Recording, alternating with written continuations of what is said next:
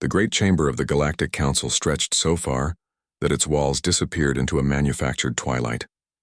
Representatives from 73 species sat in their designated pods, each one floating at a precise height that denoted their species' status in the cosmic hierarchy. The air hummed with translation fields, turning the clicks, whistles, and growls of 1,000 different languages into something each species could understand. Ambassador Sarah Chen stood at the center of the chamber floor, a small figure in a simple gray suit. Around her, the council members shifted in their pods with barely concealed amusement. Some made sounds that the translation fields rendered as laughter. Others simply stared at her with their various arrangements of eyes, antennae, and sensory organs. She had just finished reading Earth's formal declaration. The document was short, direct, and according to the council's reaction, utterly ridiculous. "Let me understand this correctly," Speaker Tom Von said, his three-part beak clicking in what passed for a variant amusement.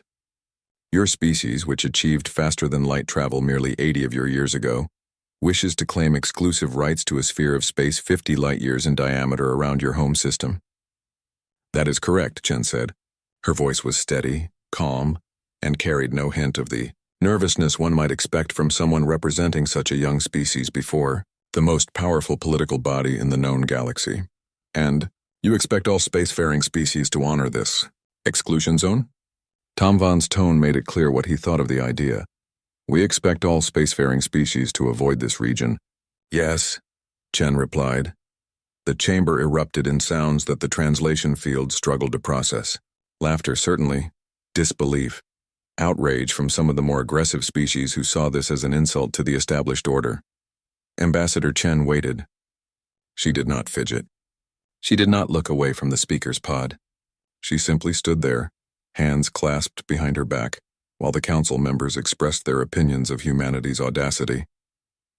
Finally, Tom Von raised one wing arm for silence. The chamber gradually quieted, though the undercurrent of amusement remained. "Ambassador Chen," he said, "your species controls 12 colonies. 12. The Zitharan Empire controls 47 star systems. The Marine Collective spans 300 worlds. Even the youngest species on this council, besides your own, has been traveling the stars for 600 years.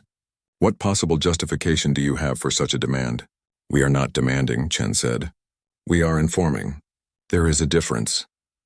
A new voice cut through the chamber, deep and resonant with the kind of authority that came from conquest. Informing? Or threatening? All eyes turned to the Zitharan pod. High Commander Velksoth leaned forward, his massive frame filling the viewing screen. Zitharans were large, even by galactic standards, with thick armored hides and 4 powerful arms. They had built their empire through military might, and they viewed any challenge to their authority as an invitation to demonstrate their superiority. "We are not threatening anyone," Chen said, turning to face the Zitharan pod. "We are establishing a boundary." "We ask that all species respect it. Ask?" Velksoth's mandibles spread in what his species used for a smile. "You ask nothing. You stand before this council and declare that a massive region of space belongs to your infant civilization, and expect us to simply comply?" "Yes," Chen said simply. The High Commander laughed, a sound like rocks grinding together. "And if we refuse? Will your 12 little colonies wage war against the galaxy? We hope it does not come to that." "Hope." Velksoth stood, his full height impressive even through the holographic projection. "Let me tell you what I think of your hope, human. The Zitharan Empire has conquered species with technology far beyond your own. We have shattered fleets 10 times the size of your entire space navy, and you think you can dictate where we may or may not travel." Chen's expression did not change. "Commander Velksoth, I would strongly advise—" "You advise nothing." The Zitharan's roar echoed through the chamber.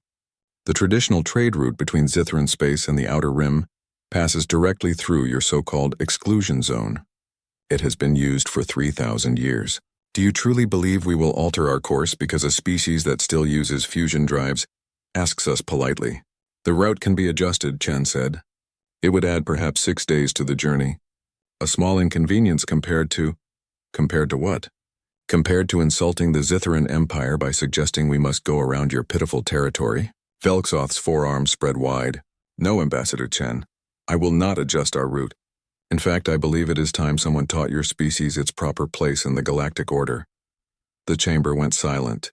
Even the species that had been laughing moments before now watched with sudden interest. Velxoth's words were not mere posturing. When a Zitharan High Commander spoke of teaching lessons, fleets usually followed. "Commander," Tomvan said carefully, "perhaps we should discuss this matter in a more diplomatic—" "There is nothing to discuss," Velxoth interrupted. "In 3 of your months, the Zitharan trade fleet will pass through the human exclusion zone on our traditional route. If the humans wish to object, they are welcome to try. I suspect they will learn quickly why young species listen when their elders speak." He cut the transmission. His pod went dark. Chen stood motionless in the center of the chamber. Around her, council members began speaking among themselves. Some seemed troubled by Velxoth's declaration. Others appeared satisfied that humanity would soon be reminded of its place. A few looked at Chen with something that might have been pity. "Ambassador Chen," Tomvan said, his earlier amusement gone. "The council cannot control the actions of individual empires. If the Zitharan fleet enters your declared exclusion zone, we will not intervene.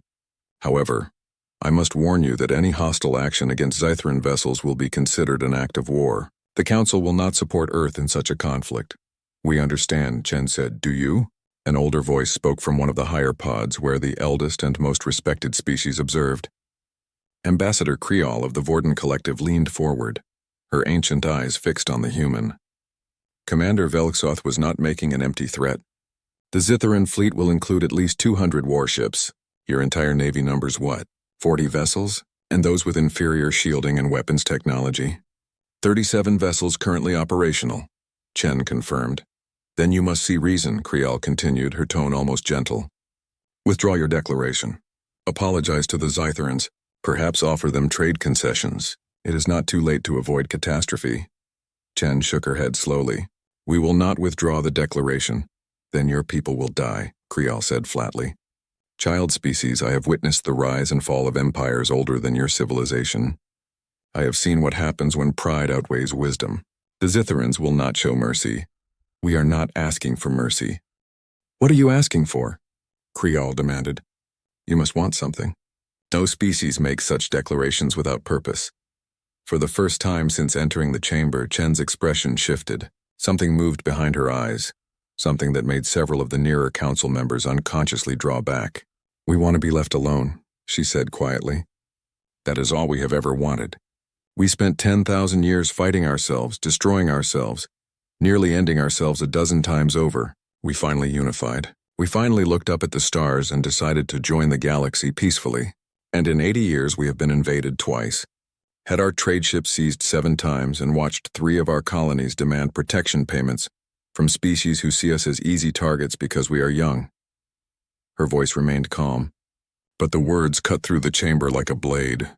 "We are tired," Chen continued. "We are tired of being tested. We are tired of being viewed as prey. We are tired of explaining that we simply want to develop in peace. So we are drawing a line, a clear line. And we are telling the galaxy as politely as we know how not to cross it. Or what?" Velxoth's voice returned, his pod lighting up again. Apparently he had been listening. "What will you do, human? Your weapons are primitive. Your shields are weak. Your ships are slow. What possible threat do you pose?" Chen turned to face his pod one final time. "We told you what we want, Commander. We told you where our boundaries are. We told you what would happen if you crossed them. If you choose not to listen, that is your decision." She paused, and her next words dropped into the chamber like stones into still water. "But do not say you were not warned." She bowed slightly to Speaker Tomvan, turned and walked toward the chamber exit. Her footsteps echoed in the silence. "Pathetic," Velxoth muttered. 3 months, human. 3 months. And your exclusion zone will be revealed for the fantasy it is. And perhaps after we have passed through your space unopposed, your species will learn humility." Chen stopped at the door. She did not turn around. 3 months, she agreed. Then she left. The council chamber remained quiet for a long moment after she departed. Finally, Tomvan spoke. "Are there any other matters to discuss?" "Wait!" The voice came from an unexpected source. Ambassador Yulreen of the Corvan Dominion rose from his pod. The Torvans were an ancient species, peaceful by nature, known more for their philosophy than their military might. "I must speak." "Ambassador Yulreen?" Tomvan sounded surprised. "I have studied the humans," Yulreen said. It is my hobby, you might say. I have read their history, their literature, their philosophy. I have watched how they behave. And? Velksoth sounded bored. And I would urge caution, Yulreen said carefully. Humans are different. Different how? Krial asked. Yulreen seemed to struggle with his words. They are a species that spent 90% of their existence at war with themselves. They developed nuclear weapons and pointed them at their own cities. They created diseases that could kill billions and stored them in laboratories. They invented ways to poison their own atmosphere, boil their own oceans, crack their own planet's crust, and yet they never quite destroyed themselves. They came close dozens of times, but something always pulled them back from the edge. What is your point? Velksoth demanded. My point, Commander, is that humans are very good at one thing above all others, finding new and efficient ways to kill. They spent millennia perfecting the art, and now that they have finally stopped fighting each other, one must wonder what they have been doing with all that creative energy. Building colonies and fusion drives, Velksoth scoffed. I am not impressed. Perhaps you should be, Yulreen said quietly. When a human issues a warning, Commander, it is because they have already prepared for what comes after the warning is ignored. It is their nature. They do not bluff. Velksoth's laughter boomed through the chamber. Then let them prepare. I look forward to seeing what their preparations have accomplished. Perhaps they have built 40 ships instead of 37. Perhaps they have upgraded their shields by 5%. It will not matter. He cut his transmission again, and this time his pod went dark permanently. The council session ended shortly after. As the various ambassadors departed, small groups formed discussing the confrontation they had witnessed. Most agreed that humanity had overstepped. Some felt sympathy for what would likely happen to Earth's colonies. A few, like Yulreen, expressed private concerns that were largely dismissed. In 3 months, the Zitharan trade fleet would enter human space. 300 warships, the largest show of force the Empire had assembled in decades. It would be, Velksoth had announced, a demonstration that would echo through the galaxy for centuries. He was right about that, at least. Though not in the way he imagined. The Zitharan fleet assembled at the rally point 3 days ahead of schedule. Commander Velksoth wanted to make a statement, and he had succeeded. 300 warships hung in the void like a metal constellation, their running lights creating an artificial galaxy against the backdrop of real stars. Each vessel was massive, built for war, covered in armor plating thick enough to shrug off most weapons in the known galaxy. Each one carried enough firepower to level a small moon. Velksoth stood on the bridge of his flagship, the Dominant Will, and surveyed his fleet through the main view screen. Pride swelled in his chest. This was power. This was the might that had conquered 47 systems. And he was about to use it to teach one arrogant species a lesson they would never forget. All ships report ready. Commander, his tactical officer announced. Excellent. Velksoth settled into his command chair, designed to accommodate his massive frame and 4 arms. Broadcast on all frequencies. I want everyone to hear this. The communications officer worked quickly. Moments later, she nodded. All channels open, Commander. Every ship within 30 light years will receive this. Velksoth leaned forward, his voice dropping into the formal register used for official declarations. This is High Commander Velksoth of the Zitharan Empire, addressing all vessels and settlements in this region of space. The fleet you see before you will now proceed along our traditional trade route, passing through the region that the human species has foolishly claimed as their exclusive territory. We do this to demonstrate a simple truth. Young species do not dictate terms to their elders. The Zitharan Empire goes where it wishes, when it wishes. Any attempt to interfere with our passage will be considered an act of war, and will be met with the full force of imperial might. This is not a threat. This is a statement of fact. He made a cutting gesture and the transmission ended. Set course, he ordered. Standard formation. Maximum scanner range. If the humans have any ships waiting for us, I want to know about them long before we arrive. The fleet moved as one, hundreds of ships executing the same turn, accelerating together toward the boundary of human space. The formation was beautiful in its precision, intimidating in its scope. Velksoth had chosen the traditional trade route specifically because it cut directly through the center of the human exclusion zone. He wanted there to be no doubt, no room for the humans to claim he had simply skirted the edge of their territory. He would pass through the heart of their claimed space, and he would do it unopposed. The journey to the boundary took 6 hours at standard fleet speed. Velixoth spent the time reviewing tactical reports and deployment plans. He did not expect the humans to actually oppose him, but if they did, he wanted the response to be overwhelming and immediate. A quick, decisive defeat would serve as a better lesson than simply passing through unopposed. "Commander," his sensor officer called out, "we are approaching the boundary coordinates specified in the human declaration. Any sign of human vessels?"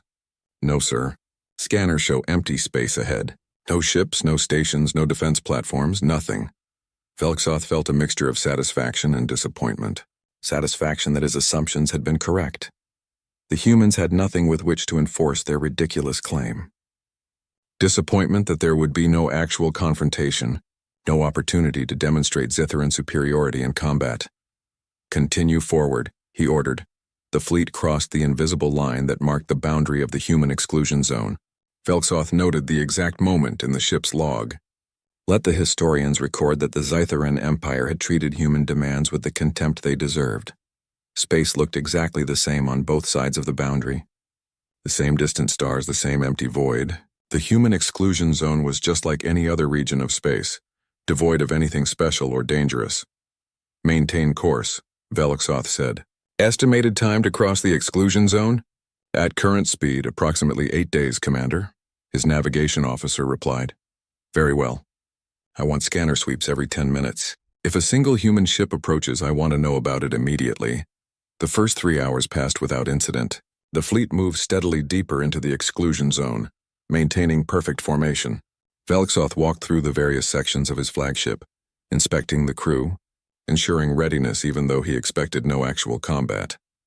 In the command center of the dominant will, tactical displays showed the positions of all 300 ships, each one exactly where it should be. Velixoth allowed himself a moment of satisfaction. This would be remembered. The day the Zitharan Empire proved that human warnings were empty threats. Then the sensor officer spoke up. "Commander, we have a contact. Single ship, small, approaching from galactic north."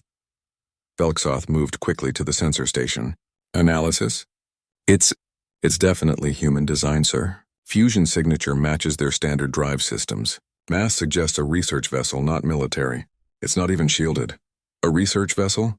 Velixoth frowned. "Hail them." The communications officer worked for a moment. "They're responding, Commander." Putting them on screen. The main view screen shifted to show a small bridge, cramped compared to Zitharan standards. A human woman in a simple jumpsuit stood at its center. Behind her, Velixoth could see perhaps 4 other crew members working at various stations. "This is Captain Maria Torres of the research vessel Cassandra," the woman said. Her voice was tired, as if she had been through this conversation before. "You are currently in violation of Earth's exclusion zone. Turn back now. This is your final warning." Velixoth stared at the screen in disbelief. Then he began to laugh. Around the bridge, his crew joined in. "Your final warning?" he repeated. "Captain Torres, look around you. 300 warships, each one capable of destroying your vessel with a single shot. And you issue warnings?" Torres nodded slowly. "I see your ships, Commander. They're very impressive, but I'm still telling you to turn back. Or what?" Velixoth's amusement faded. "What will you do with your little research ship? Ram us?" "I won't do anything," Torres said. "But if you continue forward, something else will. Please, Commander, turn back. Take the long route. Add 6 days to your journey. It's such a small price to pay." "The only price that will be paid today is the one for your arrogance," Velixoth growled. "You have 30 seconds to move your ship out of our path, or we will move it for you." Torres closed her eyes for a moment. When she opened them, Velixoth saw something unexpected in her expression. Not fear, not even anger, just sadness. "Then I'm sorry," she said.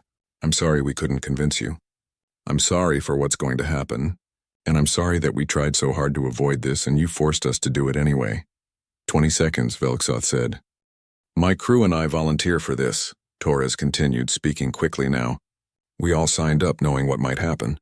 We drew straws to see who would get to be the last voice you heard, the last person who tried to warn you. I won. 10 seconds. Our families know. They're proud of us. We all left messages. Mine said, 'Fire,' Velixoth commanded. The weapons officer pressed a single button. A lance of superheated plasma crossed the distance between the dominant will and the Cassandra in less than a second. The research vessel didn't even try to dodge. It simply vanished in a bright flash of light and expanding gas. Silence filled the Zitharan bridge. "Resume course," Velxoth said quietly. He felt no satisfaction from the kill. Something about Torres's words bothered him, though he could not say what. She had been so calm, so resigned, as if she had expected exactly what happened. As if it had all been part of some larger plan. He shook off the thought. The Cassandra had been nothing. A nuisance. Its destruction changed nothing about the fleet's mission. All ships maintain formation. Continue forward. The fleet obeyed. 300 warships now traveling through space where a single human ship had burned. 2 hours passed. Then 3. Velxoth remained on the bridge, though he sent his crew in shifts to rest. Something felt wrong, though he could not identify what. Space looked normal. Scans showed nothing unusual. The fleet systems all operated at peak efficiency. And yet, "Commander," the sensor officer said, her voice uncertain, "I'm getting something, not a ship. Not anything solid, just strange readings." "Define strange." "I don't know how to describe it, sir. The sensors are showing fluctuations in local spacetime. Nothing dangerous, just unusual. As if space itself is rippling." "Localized gravitic distortion," Velxoth suggested. "Natural phenomena? Maybe? I've never seen anything quite like this before. It's almost like..." She trailed off, working her instruments. "Sir, it's moving with us. The readings are staying at a constant distance from the fleet, matching our speed exactly." Now Velxoth felt real concern. "How is that possible?" "I don't know, sir. Are we in any danger?" I don't think so. The readings are weak. Whatever it is, it's not interfering with our systems. It's just there." Velxoth made a decision. "Increase scanner power. I want a full analysis of this phenomenon. And send a message to all ships. I want to know if anyone else is detecting the same thing." Responses came back within minutes. Every ship in the fleet reported similar readings. The phenomenon surrounded them, a strange rippling in space itself that seemed to follow their movement. "Could it be a sensor malfunction?" Velxoth asked. "Across 300 ships, sir? With different sensor arrays and manufacturers? Highly unlikely. Then what is it?" No one had an answer. The fleet continued forward. The strange readings persisted, never strengthening, never fading, just maintaining their constant presence around the fleet like a shadow that moved in perfect sync with its source. In the following hours, other problems began to emerge. Small things at first, minor glitches in navigation systems, brief power fluctuations, communication delays between ships that should have been instant. Nothing serious. Nothing that would normally cause concern. But added together, they created an atmosphere of unease that spread through the fleet.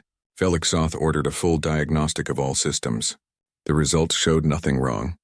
Every ship's computer confirmed that all systems operated within normal parameters. The glitches continued anyway, as if something was affecting the fleet in ways the diagnostics couldn't detect.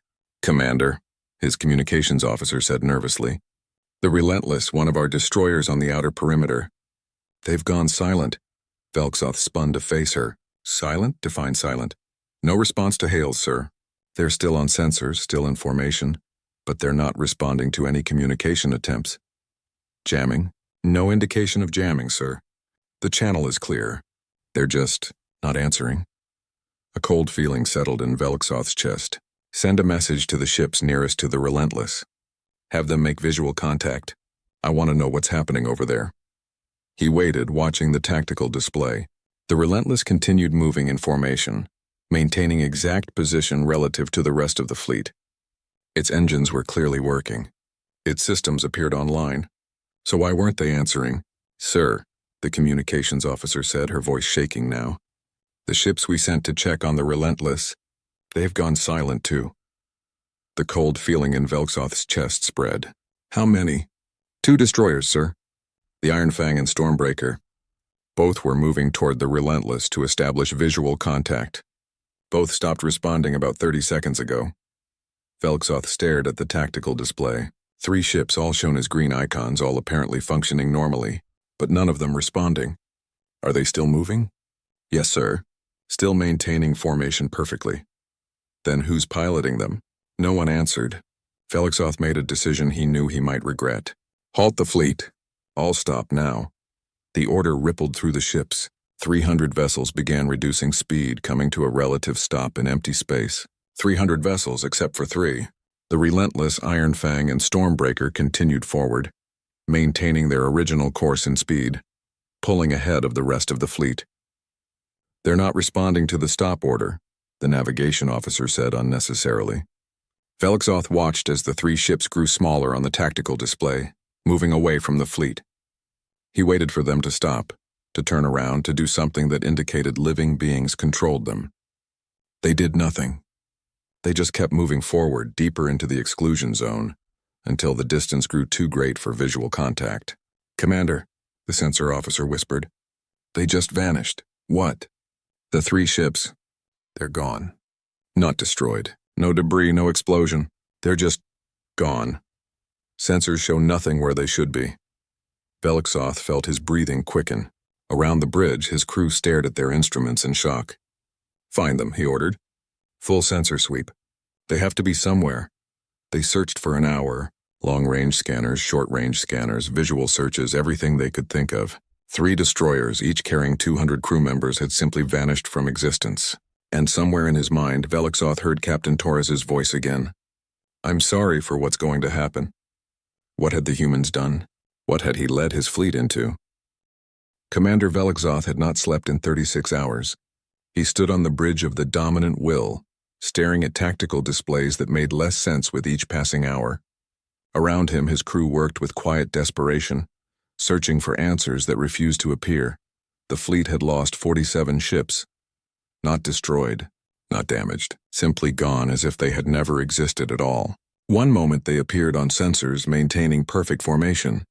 The next moment, empty space, no explosions, no debris fields, no distress calls, nothing. The disappearances followed no pattern Velixoth could identify. Ships on the outer perimeter vanished. Ships in the center of the formation vanished. Large battle cruisers and small frigates disappeared with equal frequency. The only constant was that once a ship went silent, it was already too late. Within minutes, sometimes seconds, it would simply cease to exist. "Report," Velixoth demanded. His voice was hoarse from shouting orders and demanding explanations that no one could provide. "Fleet count stands at 253 vessels, Commander," his tactical officer said. She looked exhausted. Her scales had lost their normal sheen and her hands trembled as she worked her console. "We have lost 6 more ships in the past hour. 6 ships. More than 1,200 crew members, gone. Damage reports?" "No damage to report, sir. Ships that have not disappeared are all showing green across the board. All systems nominal." That was perhaps the most terrifying part. The ships that remained were fine. Perfect even. No system failures, no battle damage, no signs of any external threat. Crews reported feeling uneasy, uncomfortable, as if they were being watched. But the ships themselves functioned flawlessly, right up until they vanished. What about the sensor readings? The spatial distortions we detected earlier? "Intensifying, Commander. The rippling effect is much stronger now. Some of our sensor technicians are reporting unusual feedback patterns. They describe it as if space itself is alive around us." Velixoth felt his mandibles tighten with stress. "That's not scientifically possible." "No, sir. It's not."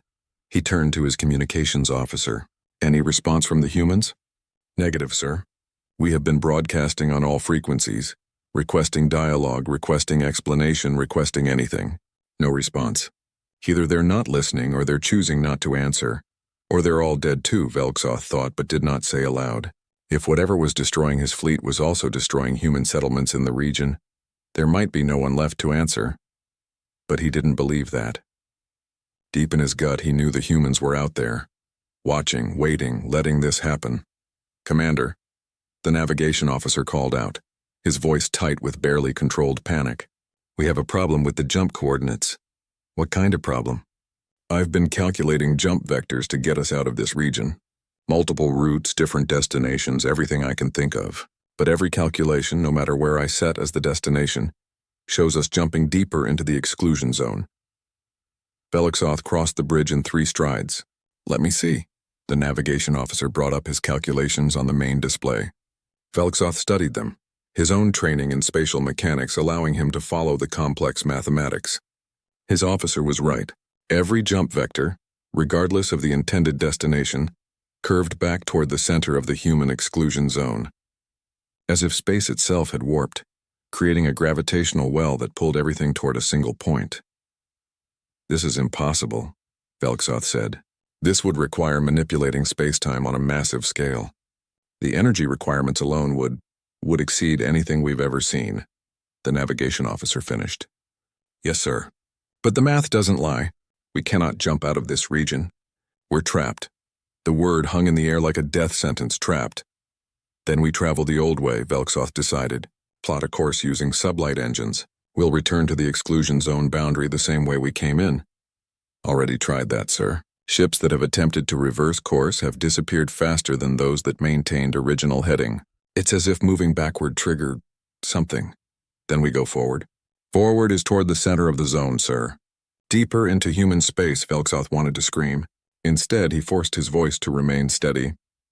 "Are you telling me that we can only move in one direction? Toward the heart of Earth's territory? It appears that way, sir." A new voice spoke from the communication station. "Commander, we're receiving a transmission. Human frequencies." Every head on the bridge turned. Finally, after hours of silence, the humans were making contact. "Put it through," Velksoth ordered. The main view screen lit up, but it did not show a human face. Instead, simple text appeared, white letters on a black background. The translation field struggled for a moment, then rendered the message in Zitharan script. "You were warned."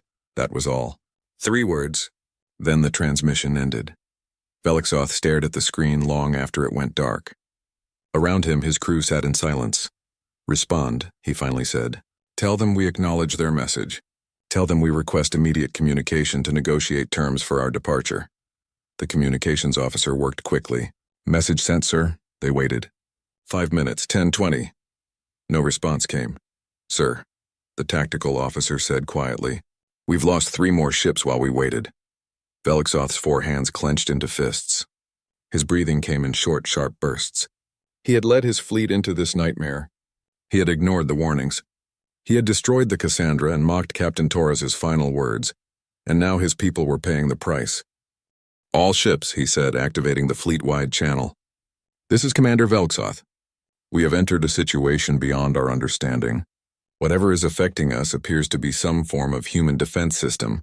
We cannot jump to safety. We cannot reverse course without accelerating the rate of ship losses. Our only option is to continue forward and hope we can reach the far boundary of the exclusion zone before—" He didn't finish the sentence. "Before what? Before they all vanished? Before the entire fleet ceased to exist? Maintain tight formation," he continued. "All ships are to report any anomalies immediately. Navigation. Plot the fastest course through the remaining exclusion zone. Even if it takes us past Earth itself, we need to get out of this region." "Sir," his sensor officer said, her voice barely audible. "You should see this." Velksoth moved to her station. She brought up a display showing the space surrounding the fleet. At first he saw nothing unusual. Then she adjusted the frequency, shifting to a visual range that Zitharan eyes normally couldn't process. Velksoth's blood turned cold. The fleet wasn't traveling through empty space. They were surrounded by something, a structure of some kind visible only in specific frequencies. It looked like a web impossibly vast, stretching in all directions. Threads of it connected to each ship. Thin lines of something that wasn't quite matter and wasn't quite energy.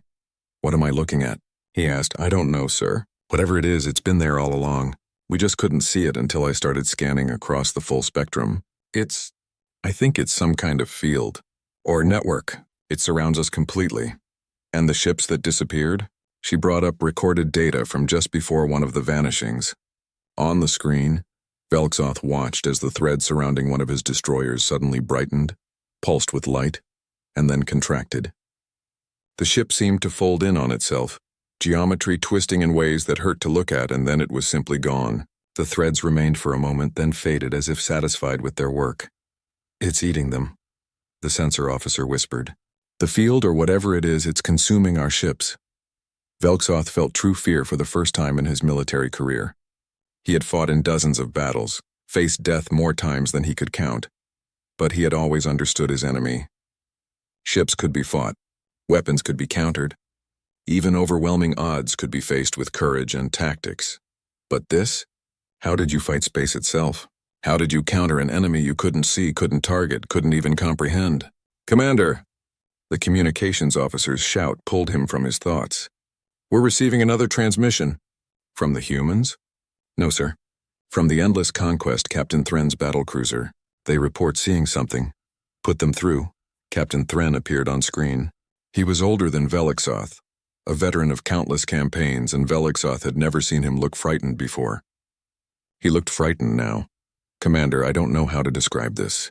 My crew is reporting visual anomalies, things moving between the ships, shadows where there should be none. And sir, 3 of my crew members have disappeared from sealed sections of the ship." "Disappeared? Inside the ship?" "Yes, sir. We have video footage. One moment they're walking down a corridor. The next moment they're just gone. Like they walked through a door that doesn't exist and never came back." Before Velixoth could respond, another alert sounded. "Multiple ships reporting similar incidents," the tactical officer said, her voice shaking. "Crew members vanishing from inside their ships. Equipment disappearing. Some vessels report entire sections going dark, and when teams go to investigate, those sections are empty. Completely empty, as if everything that was there, including the investigating teams, simply ceased to exist." The situation was deteriorating faster than Velixoth could process. It was no longer just ships disappearing. Whatever had trapped them was now reaching inside the ships themselves, selectively removing people and objects like a predator picking meat from bones. "All ships, implement lockdown protocols," Velixoth ordered, knowing even as he spoke that it would accomplish nothing. "No one travels alone. Everyone stays in groups of at least 4. Seal all non-essential sections." The orders went out. They were followed. They made no difference. Over the next 6 hours, Velixoth watched his fleet die. Not quickly, not mercifully, but slowly. Methodically, like something was taking its time. Taking its time because it had all the time in the world and the fleet had nowhere to go. Ships continued to vanish. 2 at a time now, sometimes 3. The web surrounding them grew brighter with each disappearance, as if feeding on the destruction. Crew members disappeared from sealed compartments, from guarded rooms, from the very bridges of their ships. One moment present, the next moment gone, leaving behind only confused witnesses who could not explain what they had seen. Some ships reported that their disappeared crew members could be heard over internal communications, screaming, begging for help, saying they were trapped somewhere else, somewhere wrong, somewhere that hurt to exist in. Then the screams would stop, and the communications would go dead. Velixoth received a report that the Iron Storm, one of his largest battlecruisers, had been found drifting with no crew aboard. Every single member, over 800 souls, had vanished from a ship that showed no signs of intrusion or damage. The vessel was perfect, pristine, still operating on automatic systems. Just empty. When a salvage team boarded it to investigate, they disappeared too. After that, Velixoth stopped sending people to investigate. There was no point. Whatever was happening followed no rules he understood, and every attempt to study it just resulted in more deaths. "Fleet count?" he asked, his voice hollow. 112 ships, Commander," the tactical officer replied. She had been crying. Velixoth didn't blame her. Current rate of disappearance suggests complete fleet loss within 18 hours. 18 hours. Less than a day until 300 ships and over 500,000 crew members would be completely erased from existence. "Keep trying to contact the humans," Velixoth said. Tell them we surrender. Tell them we will pay any reparations. Tell them we acknowledge Earth's sovereignty over this region. Tell them whatever they want to hear. Just make them stop this." The communications officer worked frantically, sending message after message on every frequency available. Begging, pleading, promising anything and everything if the humans would just respond. They sent 147 messages over the next 3 hours. Not one received a reply. The fleet continued forward because it had no choice. The web around them pulsed and fed and consumed, and there was nothing they could do to stop it. Velixoth thought about Captain Torres again. Her sad eyes. Her apology. She had known. They had all known. The humans had tried to warn them, tried to save them, and the Zitherans had been too arrogant to listen. "Commander," his sensor officer said, "I'm detecting something ahead. I think it's a ship. Human configuration." Velixoth felt a desperate surge of hope. "Hail them immediately." "Working, sir. They're responding." A human face appeared on screen. Male, middle-aged, wearing a military uniform. He looked at Velxoth with an expression that might have been sympathy. "Commander Velxoth," the human said. "My name is Captain James Rivera. I'm here to witness." Witness? Velxoth didn't understand. "We need help. Your system, whatever it is, it's destroying my fleet." Make it stop. Rivera shook his head slowly. "I can't do that. No one can. Once you entered the exclusion zone without authorization, the defensive grid activated automatically. It cannot be deactivated while unauthorized vessels remain inside. Then authorize us." "Please, we'll leave immediately." "You can't leave," Rivera said gently. "The grid won't allow it." "I'm sorry, Commander. I truly am. But you were warned. Multiple times. You chose not to listen." "This is genocide," Velxoth roared. "No," Rivera corrected. "This is self-defense. You brought a military fleet into our territory after being explicitly told not to. You destroyed the Cassandra when it tried one last time to save you. Every death that occurs here is a direct result of your choices. We didn't know. We didn't understand what you had built. That's why we warned you," Rivera said. "That's why we established the exclusion zone. That's why we begged the Galactic Council to make sure all species understood that our boundaries were not negotiable. We tried everything we could to prevent this. You forced us to do it anyway." On Velxoth's tactical display, 3 more ships vanished. "What is it?" Velxoth asked, his voice breaking. "What did you do to this region of space?" Rivera hesitated, then seemed to come to a decision. "During our last World War, before we unified, we developed weapons we prayed we would never have to use. One of them was a theory about weaponizing space-time itself, creating fields that could trap, contain, or eliminate anything that entered them. We never used it against ourselves. We shelved the research, locked it away. But when we started traveling the stars and realized how hostile the galaxy was, how many species would see us as prey?" He trailed off. "We built 50 of them, 50 autonomous defense platforms, positioned throughout the exclusion zone, each one maintaining a field that can detect, analyze, and eliminate unauthorized vessels. They're powered by quantum vacuum energy. They'll run for 10,000 years without maintenance." "You've turned your entire border into a death trap," Velxoth said. "We've turned our border into a warning that means something," Rivera corrected. "Every other species in the galaxy uses ships to defend their space. Ships that can be destroyed, fleets that can be defeated. We decided that if you wanted to invade human space, you wouldn't fight human ships. You'd fight space itself, and you can't win against space." Velxoth's tactical display showed 87 ships now. The number dropped to 84 as he watched. "You're monsters," he whispered. "Maybe," Rivera acknowledged. "But we're alive, and we're free, and no one will ever threaten that again." He paused. "I am truly sorry, Commander. For whatever it's worth, I hope you understand that we never wanted this. We just wanted to be left alone." The transmission ended. Velxoth stood alone on his bridge, watching his fleet disappear ship by ship, and knew that he would not live to see another day. The last thing he thought as the threads around the dominant will began to brighten and pulse was that humans had not lied. They had warned him, and he had not listened. The Galactic Council chamber was filled to capacity for the first time in 3 centuries. Every species, every faction, every political entity with any claim to power had sent representatives. They sat in their pods in complete silence, waiting for the session to begin. 2 weeks had passed since the Zytheran fleet entered the human exclusion zone. 2 weeks since 300 warships and over 500,000 souls had vanished without a trace. The silence in the chamber was not respectful. It was terrified. Speaker Tomvan rose from his pod, his 3-part beak trembling slightly as he spoke. "This emergency session of the Galactic Council is now convened. The matter before us is the complete disappearance of the Zytheran Imperial Trade Fleet, last known position within the territorial region claimed by the human species of Earth." He paused, as if gathering courage for what came next.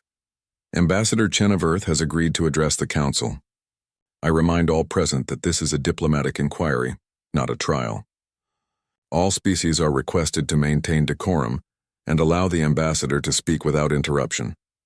Sarah Chen entered the chamber through the main doors. Walking alone across the vast floor to the center position, she looked exactly as she had 3 months earlier, wearing the same simple gray suit, her expression calm and unreadable. She did not look like someone who had just committed what might be the greatest mass killing in galactic history. "Ambassador Chen," Tom Von said carefully. "The Council requests information regarding the fate of the Zytharan fleet. Can you provide us with answers?" "Yes," Chen said simply. The single word sent a ripple of reaction through the chamber. She was not denying involvement. She was not claiming ignorance. "Just yes, then please," Tom Von said. "Tell us what happened." Chen looked around the chamber, making eye contact with various representatives. When she spoke, her voice carried clearly to every pod. "The Zytharan fleet entered our exclusion zone despite multiple warnings. They were informed of the boundaries. They were told not to cross. They chose to cross anyway. Our automated defense systems responded as designed. The fleet was eliminated. The chamber erupted. Shouts in dozens of languages translated into a cacophony of outrage, fear, and disbelief. Tom Van had to call for order 3 times before the noise subsided enough for him to continue. "You admit responsibility?" he asked. "I confirm that our defense systems functioned as intended," Chen replied. 500,000 people. The shout came from the Zytharan pod where Acting Commander Vreshkal stood, his scales dark with grief and rage. 500,000 of my people wiped out. And you stand there calmly admitting it?" Chen turned to face him. "Yes, I'm sorry for your loss, Commander, truly. But your people were warned. Multiple times. At the council session 3 months ago, at the boundary of our exclusion zone, and even when a single research vessel attempted one final warning, your High Commander chose to ignore every warning, chose to destroy the Cassandra and its crew, and chose to continue forward. The consequences of those choices were his responsibility.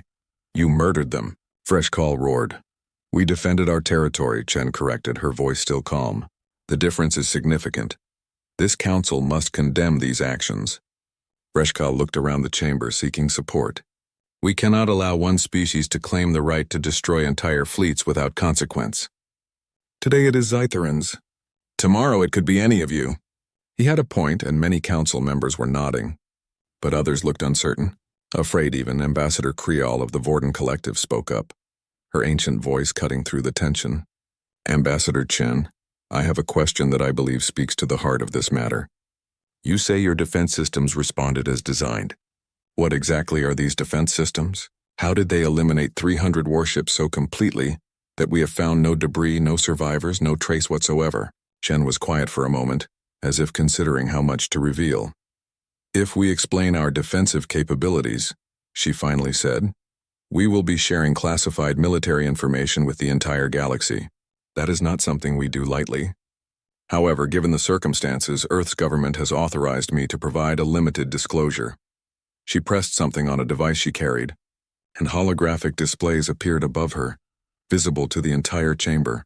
They showed complex equations, 3-dimensional models of spatial geometries, and schematics that looked more like abstract art than technology.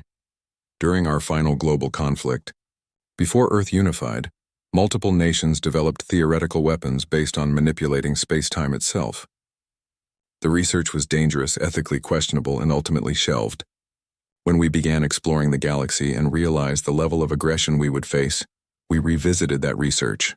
We spent 60 years perfecting it, 20 years building the actual platforms. The result is what we call the exclusion net. She manipulated the display, showing a 3-dimensional map of the exclusion zone. 50 points of light appeared, distributed throughout the region. 50 autonomous platforms, each one generating a field that extends throughout the exclusion zone. The fields overlap, creating a net of warped spacetime. When unauthorized vessels enter the zone, the net activates. And does what? Creole pressed. It isolates them, Chen said. The ships don't explode. They don't disintegrate. They're folded into pocket dimensions, separate quantum spaces that exist alongside our own universe but cannot interact with it. From the perspective of normal space, they simply cease to exist. Horror spread through the chamber like a wave. Several representatives made religious gestures specific to their species. Others simply stared in shock. "You're saying," Tom Van said slowly, "that the Zytharan fleet still exists? Trapped in some other dimension?" "In a manner of speaking," Chen confirmed. "Though exists might be too generous a term. The pocket dimensions are not designed to sustain life. They have no conventional physics, no time as we understand it. Anything placed inside them is effectively frozen, preserved in a state that is neither alive nor dead." "Quantum stasis, that's obscene," someone whispered. "That's effective," Chen countered. "Our exclusion zone has one purpose: to ensure that anyone who violates our boundaries cannot threaten Earth, cannot return to tell others where our defenses are weak, and cannot encourage others to test us. The exclusion net accomplishes all three objectives. Vreshkal spoke again, his voice shaking with fury. You have condemned my people to eternal torture, trapped forever in nightmare spaces. This is worse than death. They feel nothing, Chen said, though her expression softened slightly. Time does not pass for them. They are not suffering because they are not experiencing anything at all. It is closer to suspended animation than torture. Can they be retrieved? Kriol asked. Theoretically, yes. If the platforms were deactivated and the fields collapsed, anything trapped inside would return to normal space. However, doing so would leave Earth defenseless, and we have no intention of deactivating our defenses. So they are lost forever, Vreshkal said. They were lost the moment Commander Velixoth gave the order to enter our territory, Chen replied. We gave you fair warning, Commander. We could not have been more clear. Your High Commander gambled that we were bluffing, that a young species could not possibly have developed weapons capable of stopping a Zitharan fleet. He was wrong. That is tragedy, certainly. But it is not murder. The council chamber fell silent again. Representatives looked at each other, and in those looks an understanding passed between them. Fear, respect, a fundamental recalculation of how they viewed humanity. Tom Von cleared his throat. Ambassador Chen, the council must now deliberate on this matter. However, I have one final question before you depart. You have revealed the existence of these weapons. You have shown us to some degree how they function. Are you not concerned that other species will now develop countermeasures or similar weapons of their own? Chen smiled slightly, and for the first time there was something cold in her expression.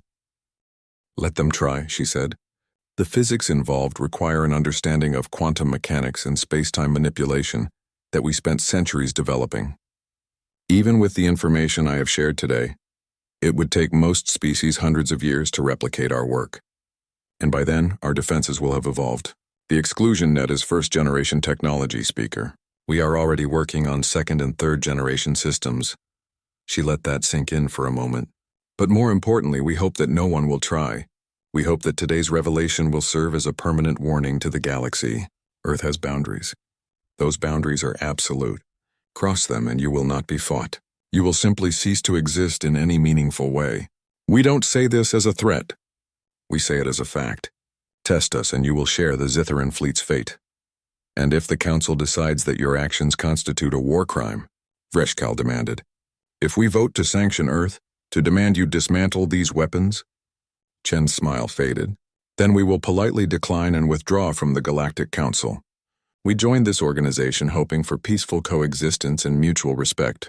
If the Council cannot provide that, if our desire for simple sovereignty is viewed as aggression, then we have no place here. We will return to Sol System, seal our borders completely, and have no further contact with galactic civilization. You would isolate yourselves? Kriol asked. Cut off all trade, all cultural exchange, all diplomatic relations? If necessary, yes, Chen said. We survived 10,000 years alone on one planet. We can survive another 10,000 alone in one star system. It would be a loss, certainly, but it would be preferable to being constantly tested, constantly threatened, constantly told that our boundaries do not matter because we are young. She looked around the chamber one final time.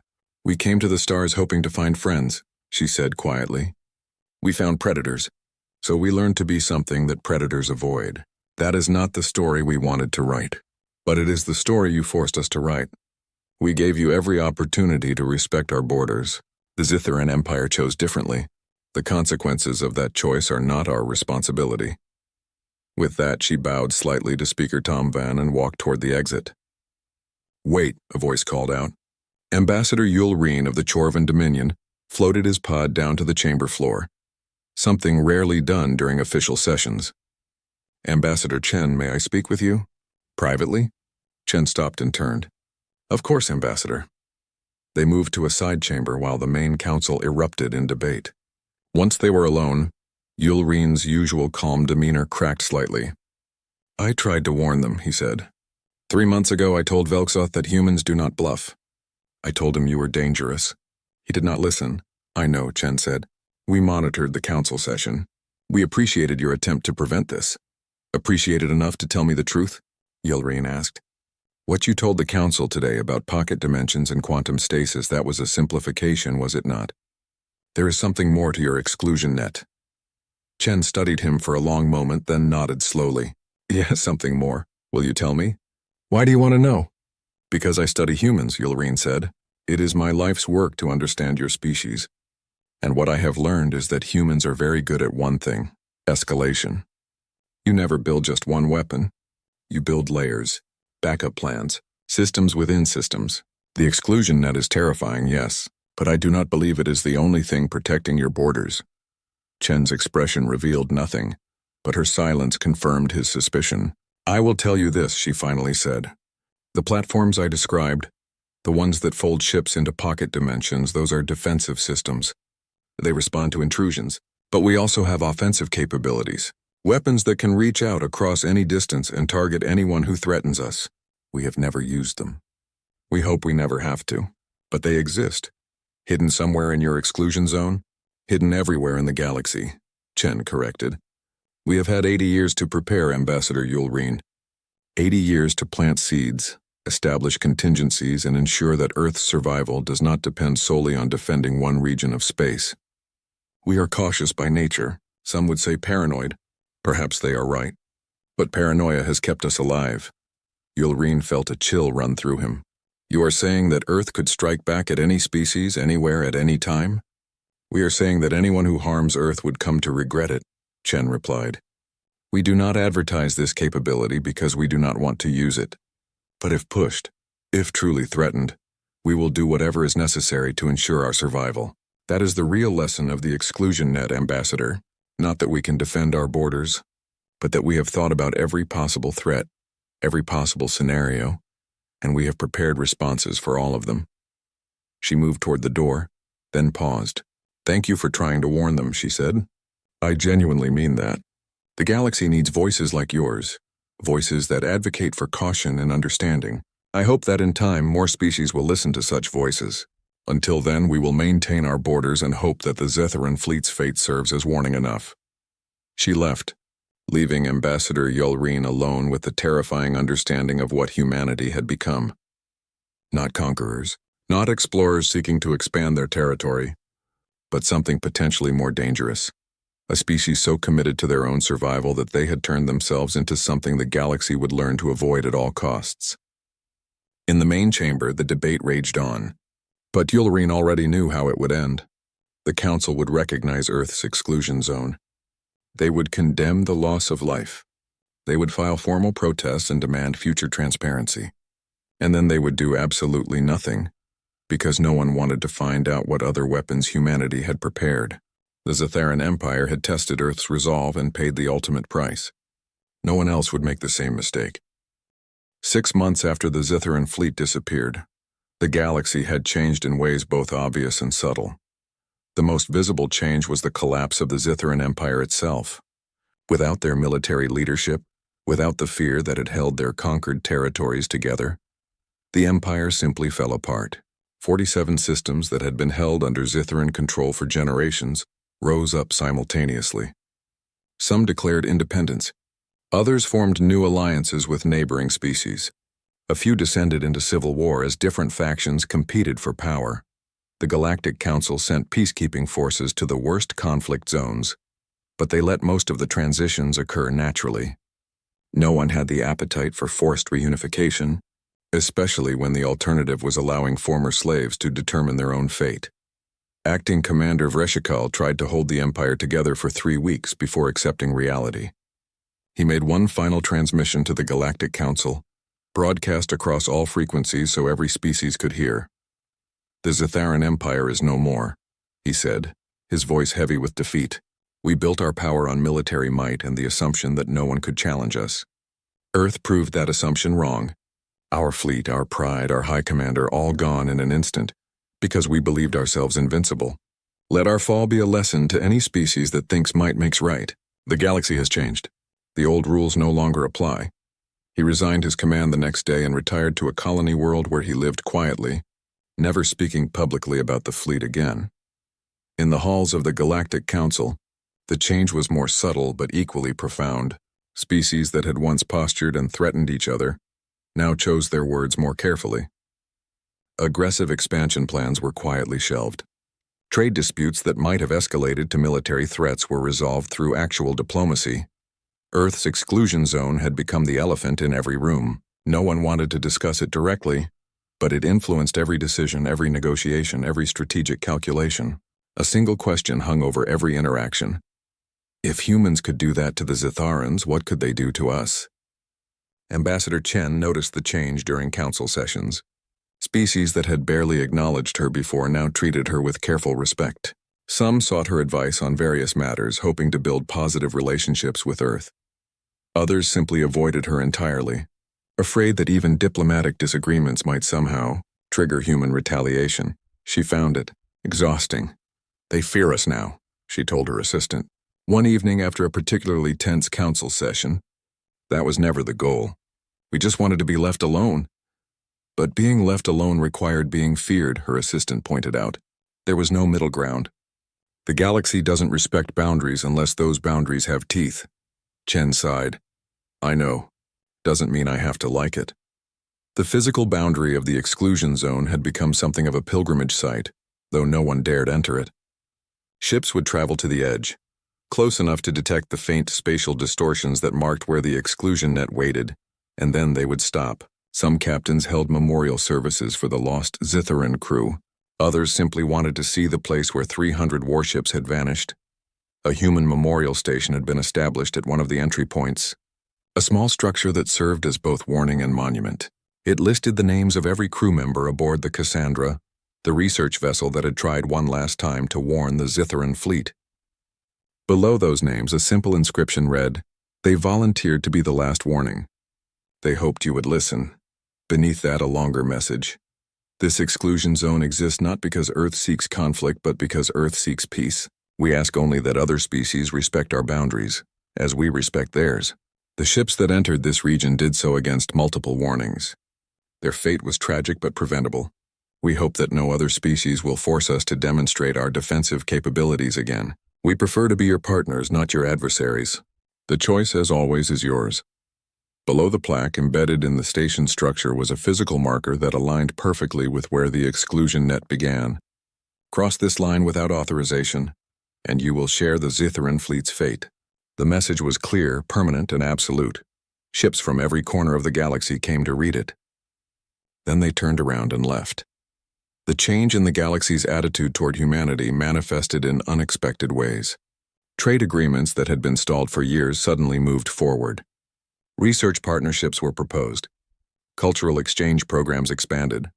No one said it explicitly, but the calculation was obvious. Better to be Earth's friend than to risk being Earth's enemy. Human colonies beyond the exclusion zone reported a dramatic decrease in harassment. Pirates who had once viewed human merchant ships as easy targets now avoided them entirely. Aggressive species that had demanded tribute from human settlements suddenly discovered that those demands were no longer necessary. The few who tested these waters disappeared mysteriously, their ships found drifting with all crew missing and no signs of struggle. Earth never claimed responsibility for these incidents. They never had to. Ambassador Yulreen published a paper 6 months after the Zitharan fleet's disappearance. Titled "The Quiet Ones: Understanding Humanity's Approach to Galactic Politics," it became required reading in diplomatic schools across the galaxy. The core thesis was simple. Humans do not make idle threats, do not posture for political gain, and do not bluff. When they establish a boundary, that boundary is absolute. When they issue a warning, that warning should be heeded without question. The paper included a detailed analysis of human history, showing pattern after pattern of humanity's approach to conflict. Give them space and they will be peaceful neighbors. Push them into a corner, and they will develop weapons that fundamentally change the nature of warfare itself. Nuclear weapons, biological agents, artificial intelligence, quantum manipulation. Humans, Yulreen wrote, are not the most aggressive species in the galaxy. They are not the most militaristic. They are not even the most violent. But they are the most creative when it comes to survival. They approach every threat with the assumption that they might lose, and they prepare accordingly. This makes them far more dangerous than species who rely purely on strength or numbers. The paper's conclusion was stark. The galaxy has two choices. We can accept that Earth's boundaries are real and respect them, living in peace with a species that wants only to be left alone. Or we can test those boundaries and learn what other weapons humanity has prepared. The Zitharan Empire chose the second option. Their fate should guide our choice. In the Officers' Academy on Chorvan Prime, Yulreen's paper was assigned to every cadet alongside a case study of the Zitharan fleet's disappearance. The lessons were simple and direct. Respect other species' boundaries, take their warnings seriously, and never assume that superior numbers or technology guarantee victory. One particular teaching scenario became standard across multiple species military academies. Cadets were presented with a simulation. Your fleet encounters a species that has established a defensive boundary around their territory. They warn you not to cross. Your orders are to cross anyway because the territory contains strategic resources your government needs. What do? The correct answer, cadets learned, was to disobey orders and refuse to cross. Victory against an enemy's ships was possible. Victory against weaponized space itself was not. And more importantly, following orders that led to your fleet's complete destruction served no one. The simulation was called the Zitharan scenario. In human space, the changes were equally significant, though less visible to outside observers. The 50 platforms that generated the exclusion net received regular maintenance and upgrades. Their quantum cores were refreshed. Their programming was refined. New countermeasures were developed to address theoretical vulnerabilities, but the platforms themselves remained largely unchanged. Because they worked perfectly as designed, the real development was happening elsewhere. Ambassador Chen had told Yulreen the truth when she said Earth had offensive capabilities hidden throughout the galaxy. What she had not told him was the scale of that program.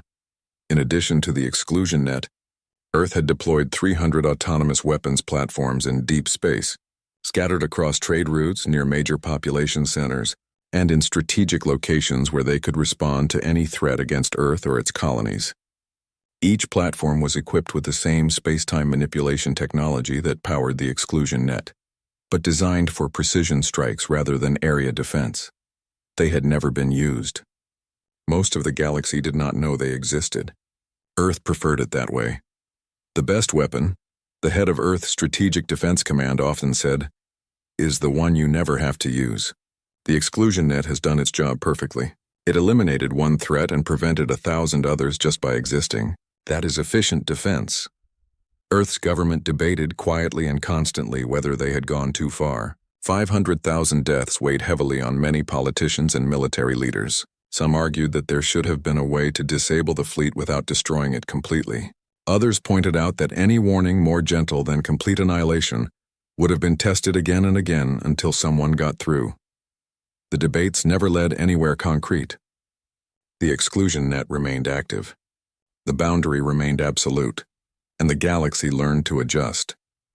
3 years after the incident, a young Zitharan officer named Kren-Al was assigned to patrol the border regions that had once been part of the Empire. His ship, a small corvette that served the new Zitharan Federation, was part of the peacekeeping force that tried to maintain order in the fractured territories. One day, his patrol route brought him near the edge of Earth's exclusion zone. He had been too young to serve in High Commander Velksoth's fleet, but he had lost family members in the disaster. An uncle, 2 cousins, friends from his childhood who had proudly joined the military and marched off to teach the humans respect. They never came back. Kren-Al ordered his ship to hold position at what he judged to be a safe distance from the exclusion zone boundary, close enough to see the memorial station, far enough to avoid activating any defensive systems. His second officer, an older veteran who had served under the Empire, approached him on the bridge. "Paying respects, sir?" "Something like that," Kren-Al replied, studying the memorial station on his screen. "Did you know anyone who was part of the fleet?" "Many," the veteran said quietly. "Good soldiers, brave warriors. They followed orders, as we all would have. They did not deserve what happened to them." "No," Kren-Al agreed. "They didn't." They stood in silence for a moment, watching the distant station marking the boundary of human space. Finally, the young officer spoke again. "Why do you think they did it? The humans, I mean. Why create something so terrible?" The veteran considered the question. I have thought about this many times, sir. I have read the reports, studied their history, tried to understand, and I think the answer is simple. They were afraid. Afraid? Of us? Afraid of everyone, the veteran corrected. Earth is one planet, one species. We are thousands of species, millions of worlds, billions of ships. From their perspective, they were surrounded by potential threats. They could not compete with numbers. They could not match the military might of established empires. So they built something that made numbers and might irrelevant. Krenal nodded slowly. They built a weapon so terrible that no one would dare attack them. Not just that, the veteran said. They built a warning system that could not be ignored. Commander Velksoth thought they were bluffing because he could not imagine a species actually creating something like the exclusion net. But humans did not bluff. They told us exactly what would happen if we crossed their boundary, and when we did, they followed through. Should we hate them for it? Krenal asked. The veteran thought for a long time before answering. I do not know, sir. Part of me does hate them. They killed my friends, destroyed our empire, changed our entire civilization, but another part of me understands that we were warned, multiple times, and we ignored those warnings because we were arrogant. He gestured toward the memorial station. The humans put up that monument not to celebrate their victory, but to honor their own dead. The crew of the Cassandra, who tried one last time to save our fleet. That tells me something about who they are. They did not want this to happen. They tried to prevent it. We forced their hand. Krenal continued staring at the screen. If you were in command that day, would you have given different orders? I would like to think so, the veteran said. I would like to believe that I would have listened to Captain Torres, turned the fleet around and accepted the longer route. But I served under the old empire, sir. I was trained to view compromise as weakness. If I had been in Commander Velksoth's position, I might have made the same choice. He paused. That is what haunts me. Not that our people died, but that I might have led them to the same fate. A console beeped, indicating an incoming transmission. The communications officer looked up. Sir, we're being hailed. Human vessel, approaching from inside the exclusion zone. Krenal felt his heart beat faster. On screen. The view screen changed to show a human woman in a military uniform. She looked young, perhaps the same age as Krenal himself. This is Lieutenant Sarah Kim of the Earth Defense Force vessel Sentinel. You are currently positioned near the boundary of Earth's exclusion zone. Is there a problem we can help you with? Her tone was polite, professional, showing no hostility. Krenal gathered himself. No problem, Lieutenant. My name is Officer Krenal of the Zitharan Federation Corvette New Dawn. We are on routine patrol. I lost family members in the incident 3 years ago. I wanted to see the memorial. Lieutenant Kim's expression softened. I understand. I'm sorry for your loss, Officer Krenal. You are welcome to remain at your current position as long as you need. The memorial is there for anyone who wishes to pay respects. Thank you.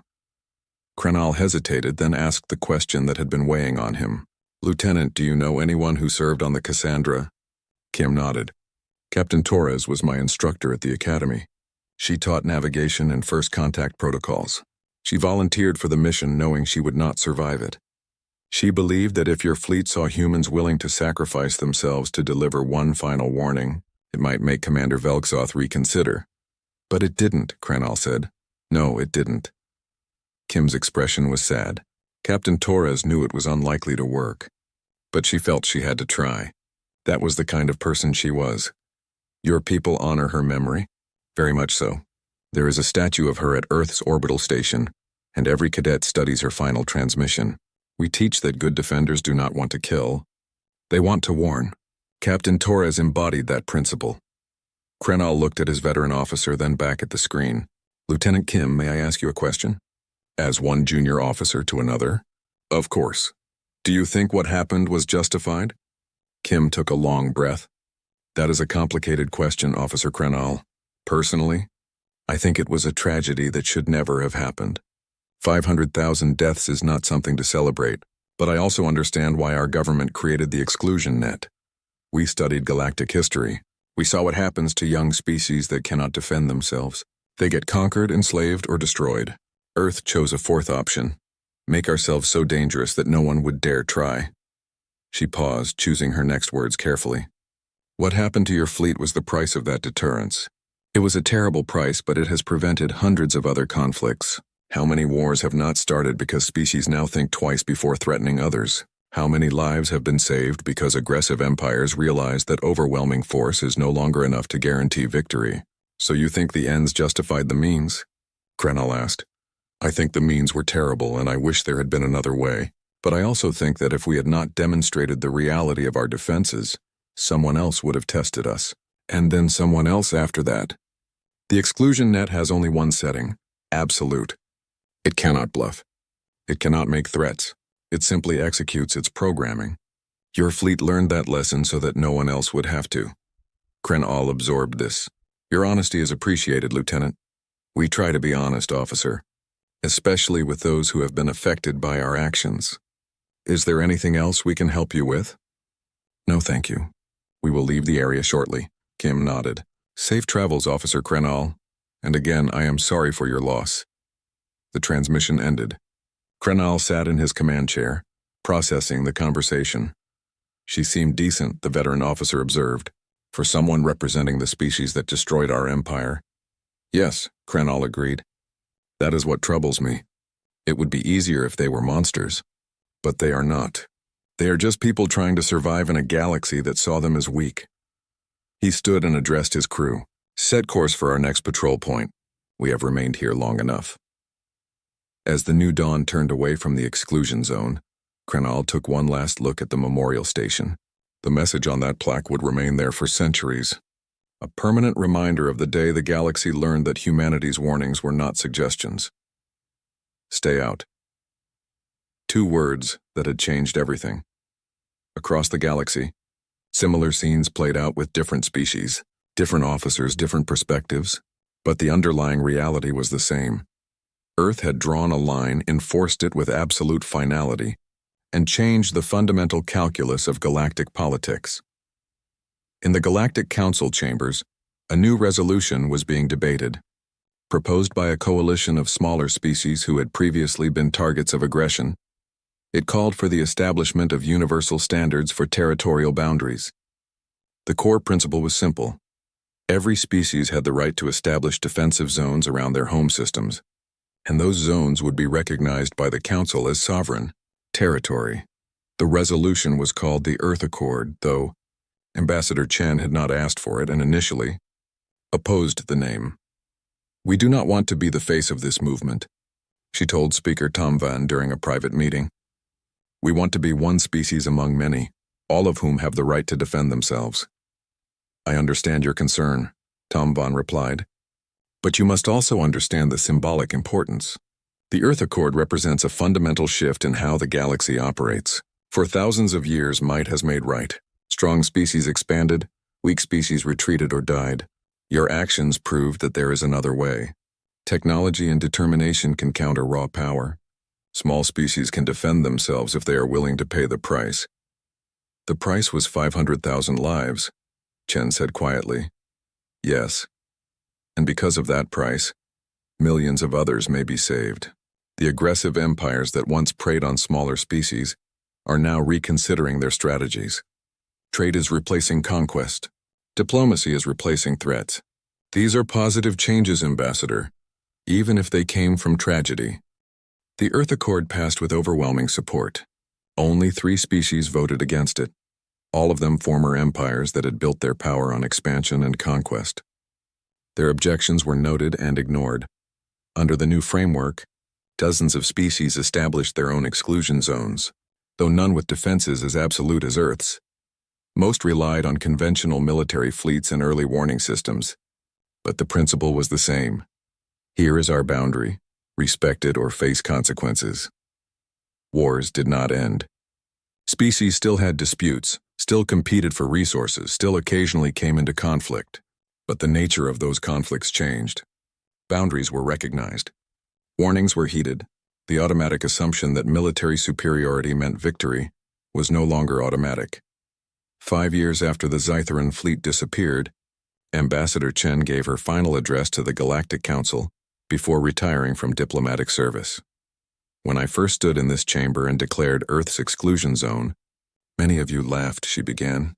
You saw us as young, naive, arrogant, You could not imagine that a species so new to the stars could enforce such a claim.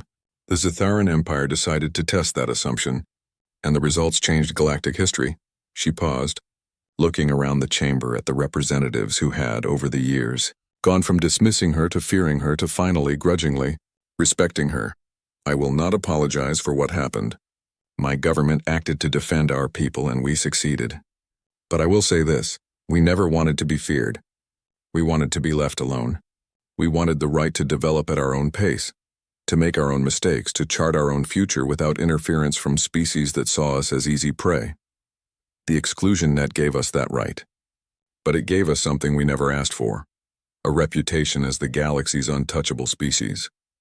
People whisper about us. They speculate about what other weapons we have hidden. They treat us with careful respect born from fear rather than friendship. She shook her head slowly. That is not the relationship we wanted with the galaxy, but it is the relationship you forced upon us. When we asked politely to be left alone, we were ignored. When we demonstrated the consequences of violating our boundaries, we were finally heard.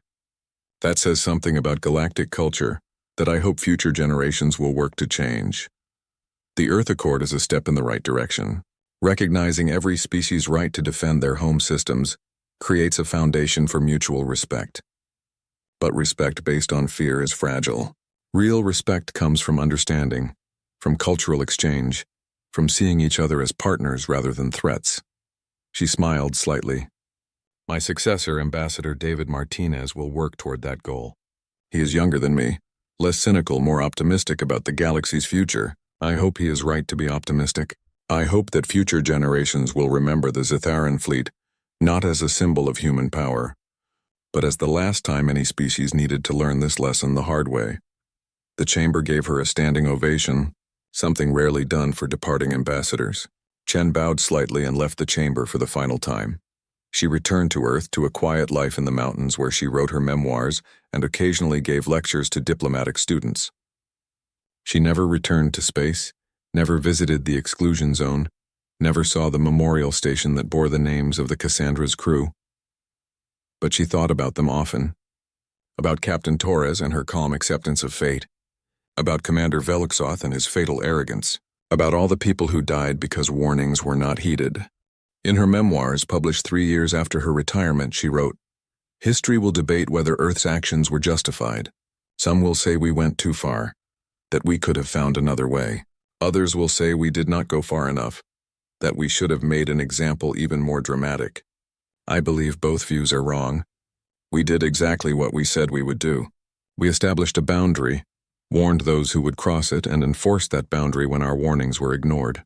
That is not cruelty. That is consistency. And in a galaxy where might often makes right, sometimes consistency is the most powerful weapon of all." 10 years after the incident, the memorial station at the edge of the exclusion zone received an unexpected addition. The Zitharan Federation, working with several other species who had lost people to various conflicts, erected a second monument next to the Earth one. This monument listed every name from the Zitharan fleet, 500,000 names engraved on plates of metal that would last for millennia. Below the names, a simple inscription. They followed orders. They believed in their cause. They ignored warnings and paid the ultimate price. Let their sacrifice teach us that pride and power are not substitutes for wisdom. Let their memory remind us that every action has consequences. Let their names stand as a warning to future generations. Listen when others establish boundaries. Respect when others say no. And understand that your strength does not give you the right to ignore the sovereignty of others. On the day the monument was unveiled, ships from 30 different species gathered at the boundary. No one entered the exclusion zone. They simply came to witness, to remember, and to acknowledge the lesson that had been taught. A human delegation attended, led by Ambassador Martinez. He gave a brief speech, his voice carrying across the assembled ships via broadcast. "We gather here not to celebrate victory or mourn defeat, but to acknowledge a moment in history when the galaxy changed," he said. The names on this monument represent people who died because boundaries were not respected. Their deaths were preventable. Their sacrifice was unnecessary, but their legacy is that no future generation should have to learn this lesson again. He paused, then continued. Earth extends its condolences to the Zitharan Federation and to all species who lost loved ones in this tragedy. We hope that in time, The galaxy will evolve beyond the need for such demonstrations. We hope that future generations will respect boundaries not because of fear, but because it is the right thing to do. Until that day comes, the exclusion net remains active. The boundary remains absolute, and the warning remains clear. He gestured toward both monuments. Let these stand together. Human and Zitharan, warning and memorial, a reminder of what happens when pride meets consequence, and a hope that such reminders will eventually become unnecessary. The ceremony ended. The ships dispersed. The monuments remained, twin sentinels marking the place where 300 warships had entered and never returned. Years passed. Then decades. The galaxy continued turning. Species rose and fell, conflicts erupted and resolved. But Earth's exclusion zone remained constant, unchanging, absolute. Ships passed near it regularly, following trade routes that had been adjusted to go around the boundary. Captains pointed it out to new crew members, telling the story of the Zitharan fleet, making sure everyone understood why the detour was necessary. See that region? They would say, gesturing toward the zone on navigation displays. That's human space. Stay out, the boundary is real. The warnings are not suggestions. And if you think you're the one who will be the exception, remember that the Zitharan Empire thought the same thing. In Earth's military academies, the incident became required study for all officers, not as a celebration of defensive capabilities, but as a cautionary tale about the costs of deterrence. Students learned about the exclusion net's development, its deployment, and its terrible effectiveness. They also learned about the price: 500,000 lives, the collapse of an empire, and the burden of being forever known as the species that turned space itself into a weapon. The final exam question was always the same. Given the choice to do it over, knowing what you know now, would you still authorize the exclusion net's deployment? There was no correct answer. The question was designed to make students think about the weight of command decisions, about the difference between capability and action, about the responsibility that came with power. Most students answered yes, citing the decades of peace that followed and the lives saved by deterrence. Some answered no, arguing that there should have been a way to defend Earth without such catastrophic consequences. A few answered, I don't know, acknowledging that some decisions are too complex for simple judgments. All three answers received full marks. 50 years after the incident, a young historian from a species that had not yet existed as a spacefaring civilization when the Zitharan fleet disappeared, came to interview one of the last surviving officers from Earth Strategic Defense Command, who had been involved in the exclusion net's creation. Do you regret it? The historian asked. Building something so destructive? The old officer, her hair now white and her hands shaking with age, considered the question for a long time. Every day, she finally said. And not at all. Both at the same time. How is that possible? Because we built the exclusion net knowing it would either save Earth or destroy our souls, she replied. We succeeded in the first goal. We gave humanity safety, sovereignty, and time to develop without constant threats. But we paid a price for that safety. We became the species that other species fear. Not respect, fear.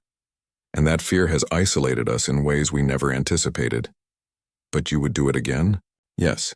Because the alternative was to remain vulnerable, to invite constant testing, to fight war after war until eventually someone succeeded in destroying us.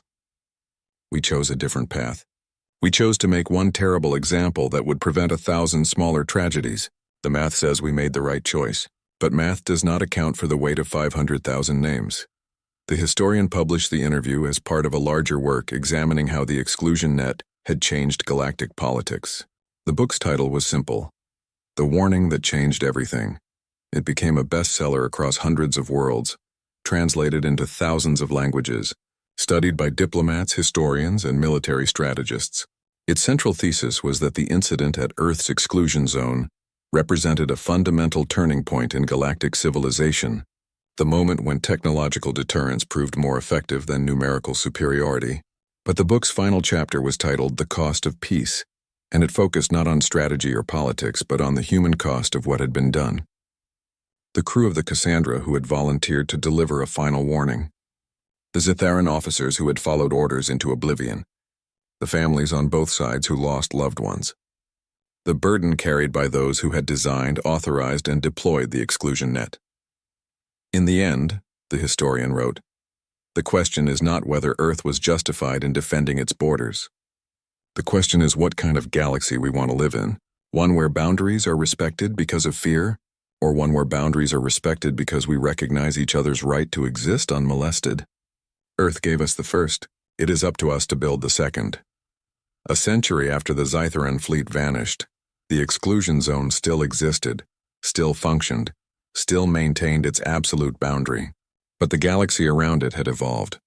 Young species no longer faced constant aggression from established empires. Boundaries were recognized and respected. Warnings were heeded. The automatic assumption that superior military force guaranteed success had been replaced by a more cautious understanding that any species, given sufficient motivation and creativity, could develop defenses that made conventional warfare obsolete. It was not a perfect galaxy. Conflicts still occurred. Species still competed and sometimes fought, but the nature of that competition had changed, and the change could be traced directly to a simple message that still stood at the edge of human space. Stay out. 2 words that had taught the galaxy a lesson it would never forget.